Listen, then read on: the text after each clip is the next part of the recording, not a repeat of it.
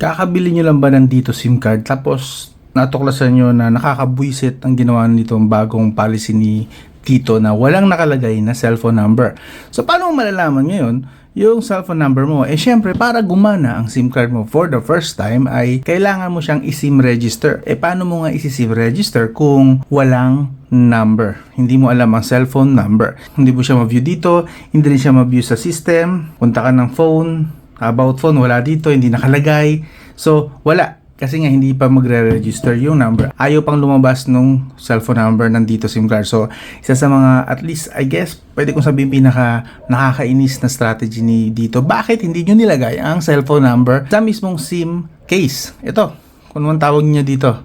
Wala. So, ito ang way. Papakita ko lang sa inyo. What you can do, yes, alam ko hassle ito. Mainis na kayo. Pero ako rin naiinis din ako sa Dito kasi natuklasan ko ngayon lang kasi last na gamit ko nandito ay 2022 pa. So, 2023, 2024 na ngayon. So, ngayon ko lang nalaman na ganito na ngayon ang bago nila. Kasi tatry ko sana itong bago nilang router, prepaid router na dito. Wala yung cellphone number nandito. Yun. Ito po nakakainis na part. Kailangan nyo pong i-install itong Dito app. Yes, alam ko hindi nyo may install yan kung wala kayong internet. Wala kayong choice. Pero kung mayroon kayong extra SIM card na may internet, i-install nyo na po ito, si Dito SIM app. Itong app nila mismo. This one, yan, sa Google Play Store. Itong app na to. So, once na nakagawa kayo ng paraan para i-install to, good job.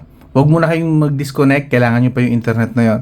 Kung wala kayong extra SIM card, maki-hotspot muna kayo sa mga tropa nyo, kapitbahay, nanay, tatay, kapatid, pinsan, kung sino man na merong internet, saglit lang po ito. Pa-install lang kayo nitong Dito app, and then pasok. Once na nandito na kayo, punta po kayo sa register your Dito SIM card. Hop!